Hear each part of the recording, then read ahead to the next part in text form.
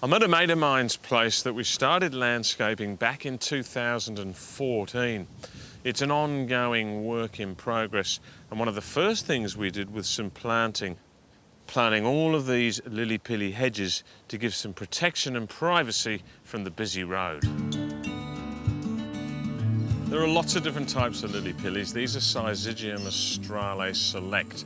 They're a cultivar of a native rainforest tree, very fast growing, and they get these beautiful creamy white flowers followed by these edible berries that are really popular in some of those high-end trendy restaurants where they charge you an absolute fortune for a huge plate with hardly any food on it.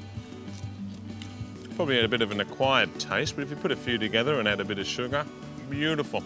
And they do best with reliable moisture. And one of the good things here is that we've planted them along the boundary at the bottom of the slope where they pick up lots of water, and that's what you get, phenomenal growth, and they respond really well to pruning.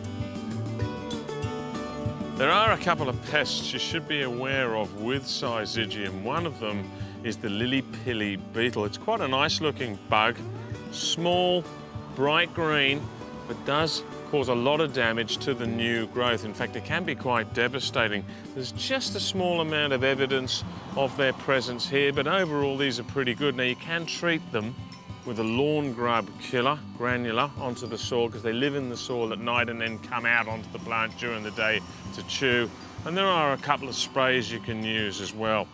The other pests to look out for are the scale, the white louse scale. They're usually on the branches and they love the shady situations. That's where you generally find them. And they should be removed by hand, cut any infested pieces off, or spray with something like eco oil. You'll notice around the gum tree here that the Lillypilly's growth is stunted, and that's because they're competing with the tree for water and nutrients. This is a common problem, so the way to fix this is to add more water and nutrient to this section of the Lillypillys, and they should get up and be at the same height as the rest of the hedge. Perseverance and a bit of time and TLC usually wins.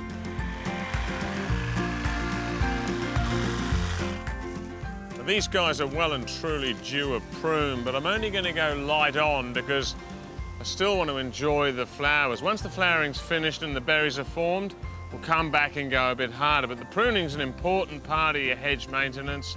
It helps thicken it up and get rid of some of these holes.